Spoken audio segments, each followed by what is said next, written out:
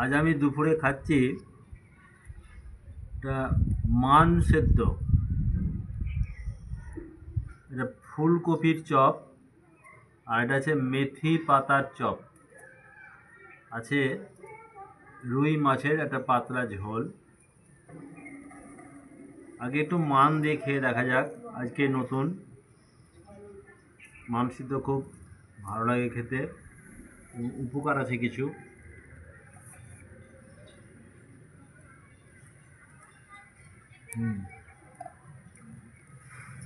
খুব সুন্দর টেস্ট হয়েছে মান সিদ্ধটা, কাঁচা লঙ্কা এবং তেল দিয়ে মাখানো। সব মান কিন্তু খাওয়া যায় না। এটা যে ফুলকপির চপ, বাহ অপূর্ব।